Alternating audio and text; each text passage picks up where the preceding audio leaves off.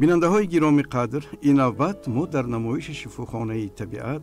اطراف رستنی شفابخشی که تپه نمبر نام دارد برایتان معلومات میدهیم. متخصص برجسته ساحه گیاهشناسی که تجربه زیاد کاری و تحقیقات‌های علمی داشته، دکتر علم‌های طب پروفسور جهان عظامزاد نظر خود را اطراف نوک زمینی یا اینکه تپه نمبر چنین ابراز می‌دارد. یکی از رستنی‌های معمول که در عرصه جهانی امروز تقریباً زیاده از عصر گذشته حتی اگر خطا نکنیم با آموزشی رو در تمام مرکزهای علمی یعنی سر و کار دارند. این نوک زمینی است یا با نام تاپینامبور یا ارتشاک یروشلیمی مشهور است و این رستنی را اساساً 4000 سال پیش در هندوان در امریکای شمالی همچون مواد شفایی و غذایی یعنی استفاده می بردند و میگویند که هندوانی که از این غذا استعمال میکردند هم پرقوت بودند هم جنگاور ماهر. از این لحاظ این مواد برای انسان نهایت مهم است. در عصر 16 از امریکای شمالی با فرانسه، از آنجا با انگلیا، در عصر 17 با روسیه و به همین شکل در تمام دنیا تقریبا پهن شده است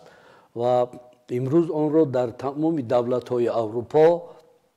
در آسیا، در آسیای مرکزی و در دولت‌های عرب،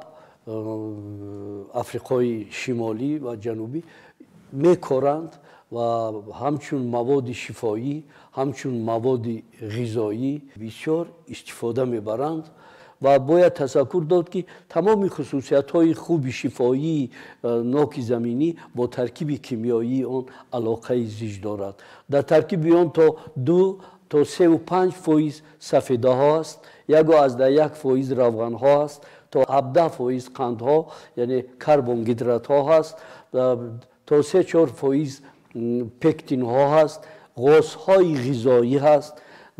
نخ های غذایی دارد در ترکیبش و غیر از این 70% اینولین دارد. ما میدونیم که در بنیه انسان در غدود زیرمعده، در دمچه غدود زیرمعده جزیره‌چه های لنگرگرس هستند و آنها مواد انسولین حاصل میکنند و ماهیت اساسی مواد انسولین در پس کردن مقدار قند ترکیبی خون است و اگر این روند ویران شود، جزیره‌چه های لنگرگرس ویران شود و نابود شوند، این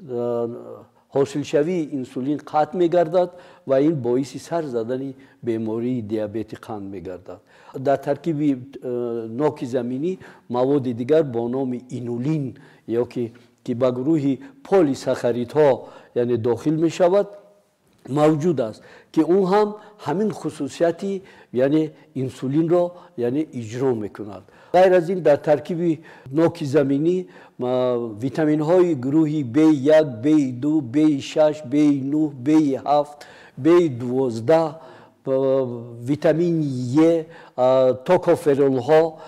کراتین، مقداری فلاوانوئید ها. ما میدونیم که فلاوانوئید ها اینها موادهای هپاتوحفاظتی اند و جگر انسان را از بیماری های جگر از تاثیر موادهای زهرآگین امین می‌دارند و در برابر این کسلوته های ارگانیکی که آنها بیشتر در هضم غذا، در مبادله ماده ها اشتراک میکنند رول کلان دارند. ترکیب نوک زمینی از عنصرهای کالی، کلسی، مگنی، روح، آهن، کرمنی،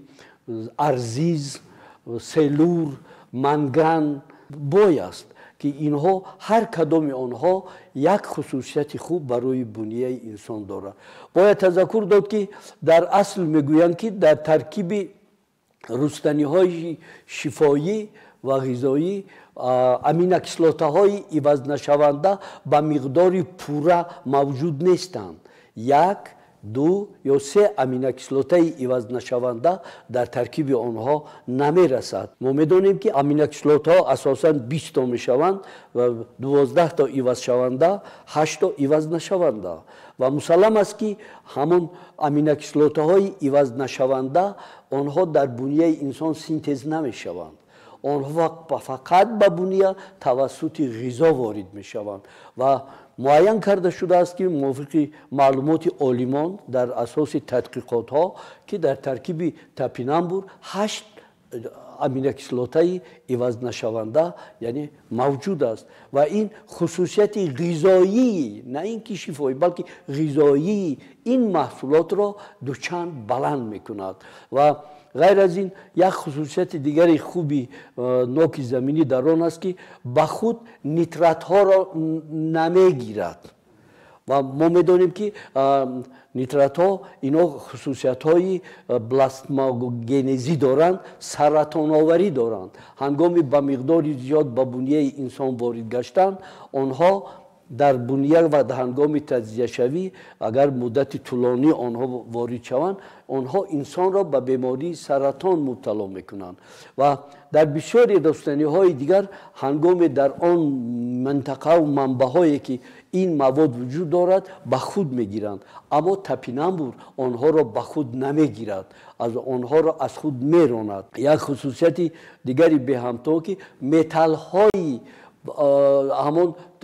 متال های وزنین رو که خصوصیت زیادی زهراگینی دارند با خود جبیده نمیگیرد. این یکی از خصوصیت های بهترین. غیر از این در یک گکتر تپینامبورزار یا که همون گکتری نوک زمینی یک گکتری اون میتواند تا 6 تانه گاز کربن رو از خود کند. اگر مثال میگیریم دیگه جنگلزارها حتی تا 4.5 تانه از خود کرده میتوانند اما نوک زمینی تا 6 تانه و یک گکتر جنگل میتواند 30 نفر آدم را با کسلرود با اکسیژن تامین سازد اما یک گکتر تپینامبورزار 1.5 2 برابر زیاد مقدار آدم ها رو میتواند که با اکسیژن تامین کند. غیر از این یک خصوصیت خوب دارد که و اگر اون رو در نزد ساحل ها در نزد کارخانه هایی که از آنها متال های وزنین چنگ های زیاد می روند اگر در روپروی آنها یا اطراف آنها شینانند و تمام همه را کشیده میگیرند نه که از خود نمی کنند. و یک خصوصیت خوبی این رستنی در آن است که هوا را تازه نگاه می‌دارد. من از این لحاظ نوک زمینی دارای خصوصیت های گوناگون است و از همه خصوصیت های خوبی آن در آن است که نوک زمینی برای تبابت بیماری های دل و رگ‌های خونگرد، برای بیماری های سودتبندی رگ‌های خونگرد، برای بیماری از همه مهم امروز دیابت قند بسیار مفید است.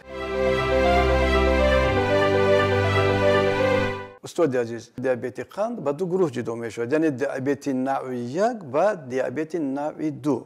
انا همین رستنی نوک زمینی بیشتر با کدام نوعی بیماری دیابت قند بگیم که مفیدتر است یا که بگیم که منفعت بخش است؟ اساساً در اصل نوک زمینی برای تبابت دیابت نوع 2 برای مانده شده است و تمام موادهایی که امروز استحصال میکنند برای دیابت از مواد تپینامبور در شکل حبها، در شکل سیراپ‌ها، در شکل خاکه‌ها، در شکل غذاهای فونکسیونالی همه اونها اساساً به بیماری دیابت نوع 2. ما میدونیم که دیابت نوع 1 در حالت می شود که تمام جزیره‌چه های لنگنگرز نابود می شوند و تنها با استفاده انسولین صنعی این بیماران می توانند که یعنی عمر بسر برند. اما در تحقیقات هایی که از طرف عالمان عملی شدند معین گردید که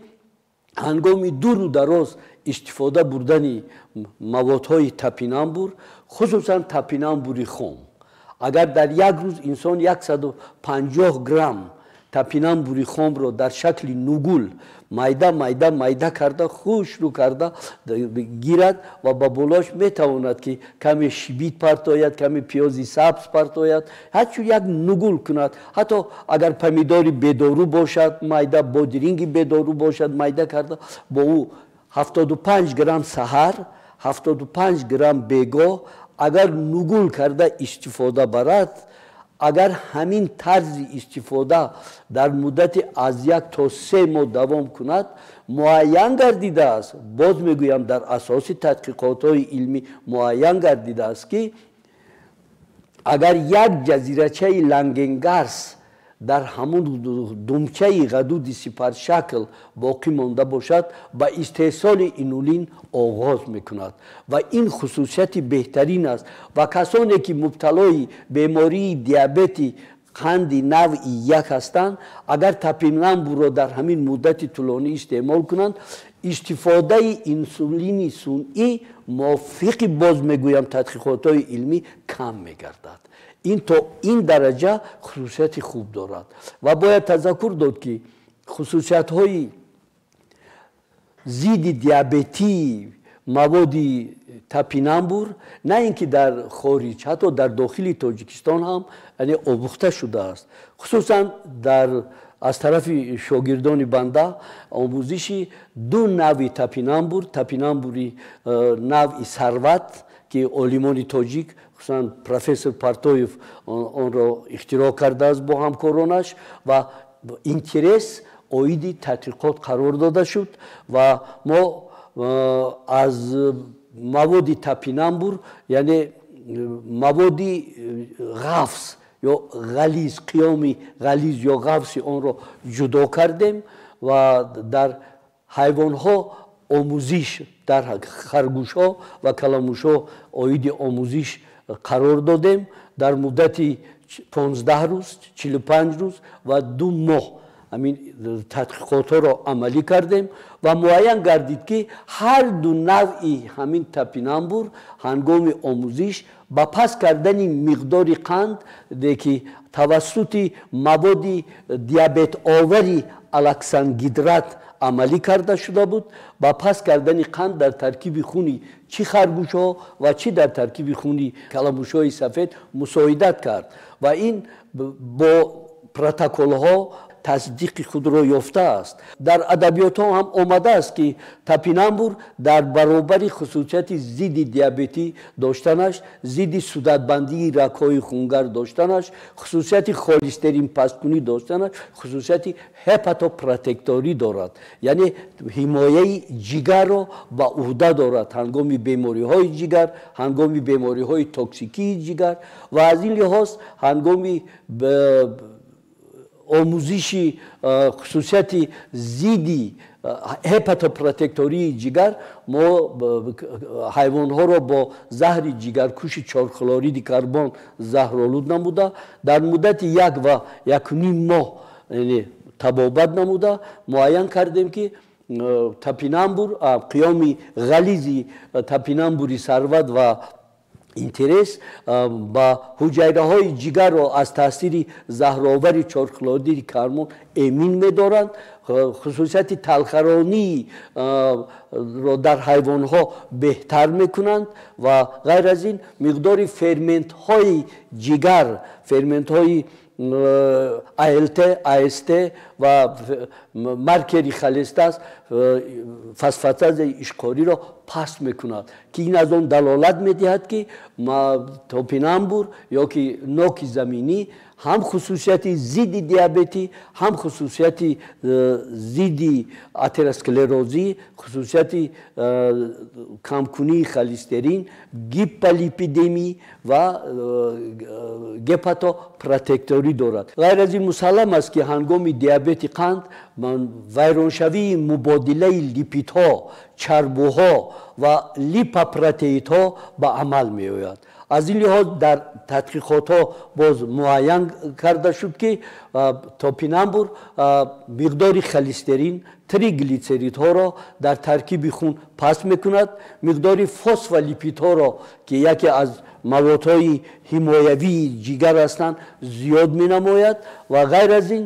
مقداری لیپوپروتئین‌های زیچی‌شان پست و نهایت پست و کوفیشنت اتروگنی رو پست میکند که این از آن دلالت میکند که مواد تپینامبور در پیشگیری بیماری صورتبندی رگ‌های خونگرد یعنی اتروسکلروز نقش نهایت مهم را به جا می‌آورد، زیرا که تنگشوی رگ‌های خونگرد، ما صورتبندی رگ‌های خونگرد بگیم هنگام خلیسترین در پرده الاستیکی رگ‌های خونگرد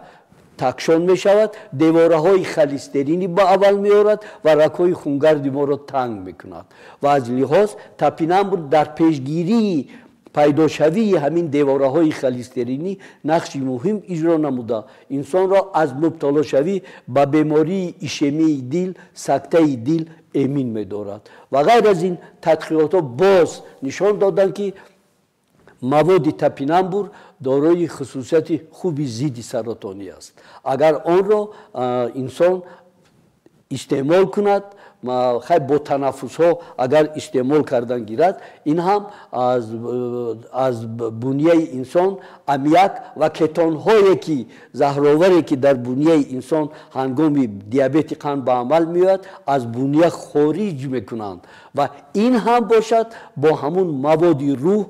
با مواد کالی، با مواد منگان و با مواد کرمنی که در ترکیب تپینامبور موجودند علاقمندی زیج دارد. نوک زمینی در پیشگیری دیابت قند، در کم کردن مقدار خلیسترین، لیپوپروتئین‌های اتروگنی، حمایه نمودن حجره های جگر از تاثیر توکسین های زهرآور، در برابر این حمایه دستگاه هاضمه، در بلند برداشتن سطح زندگی انسان، در بلند برداشتن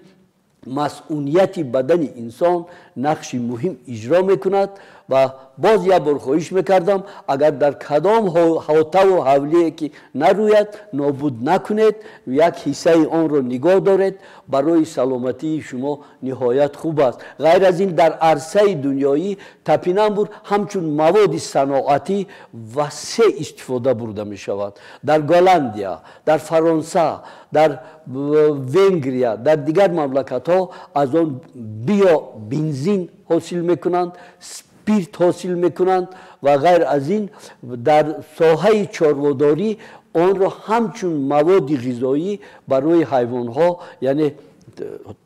حاصل کرده میخورانند و باید گوید که شیری که از همون حیوان هایی که از برگ و پایه تپینامبور استعمال کردن نسبت شیر دیگر گاوها تا 5-6% خصوصیت غذاییش بلند می شود. حتی وزن حیوان ها موافق معلومات ها تا 14-15% نسبت گاوهایی که از این رستنی استعمال نمی کنند وزنین می شوند. در صناعت دارویی باشد از با نام توپیماکس، توپینامب موادهای زیادی در شکل حب بلاوس و در پیاتیگورس یعنی حبی دارو از مواد تپینامبور برآورده است برای دیابت قند و در شکل سیروپ ها، در شکل خاکه ها و غیر از این همچون غذای فونکسیونالی هنگام پختن کلچکند ها، هنگام تیار کردن تورت ها، هنگام تیار نمودن نان، بولکه های مخصوص برای بیماری های دیابت و در ساختن حتی کنفت ها، حتی در استحصال شیر از قیامیان استفاده برده یعنی موادهای فونکسیونالی ضد دیابتی یعنی استحصال میکنند. استاد عزیز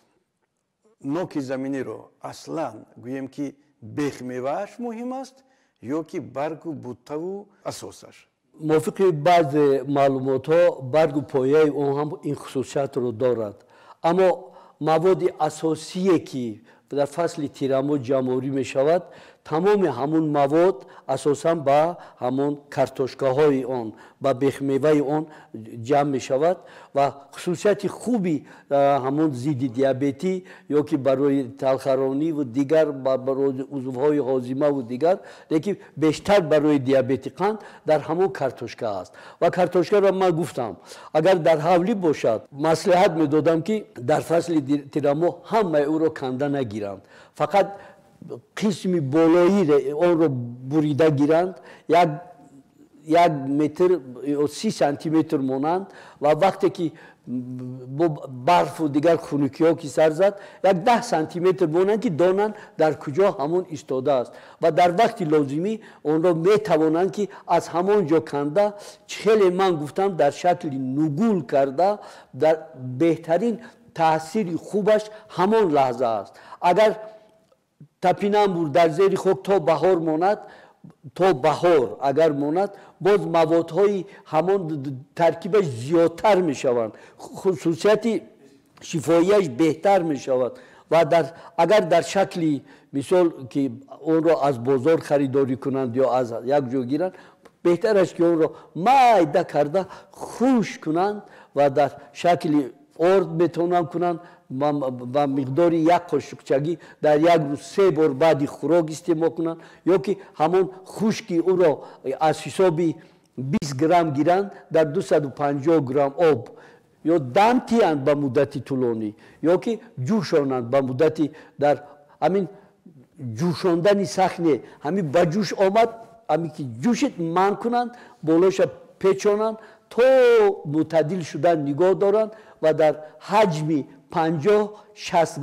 میلی لیتری در یک روز 3 بار استعمال کنند، برای آنها فایده خوب دارد. بغیر از این او را در غذا استفاده برید، او را حتی به جای سبزی میده کرده در آش و پلو همراه کنید، خصوصیت هیپرگلیکمی برنج را کم میکند. این هم برای کسانی که با دیابت میل دارند، نه اینکه با دیابت مبتلا شدند لیکن میل دارند، برای فایده دارد. میتونید کارتوشکه او را همون رنگ کارتوشکه در همون غذای شوربا اندازید استفاده برید. نوگل ها کنید با پمیدار، با بادرینگ، با کبوتی ها تپینامبور را همراه کنید. اگر بهترین میشد که اگر با اون کمی روغن همراه میکردید، روغنی رستنی. و برای چی؟ برای که در ترکیب او بتا کاروتینوئید ها هستند. اینا موادهای ضد اکسیدی هستند که آنها رادیکال های آزاد را محو میسازند و انسان را از بیماری های دل و رگ های خونگر، سرطان و دیگر بیماری ها امین می‌دارند. من اگر در این شکل ها آن را مرحمت مریناد کنید، در بانک ها گیرید، محکم کنید، استفاده برید. موادهای اگر بسیار قسم ویتامین هاش نابود هم شود، در اصل در اونجا همون عنصرها کالی، مگنی، منگان، روح، کرمنی که برای انسان نهایت ضرورند در ترکیب اونها باقی میماند. من در این شکل ها استفاده برید. خلاصه تمام تپینامبور در تمام همون موادی که دارد همش غذایی و شفایی است. اون را اگر ما عاقلانه استفاده بریم، با سلامتی ما منفعت نهایت خوب میرساند.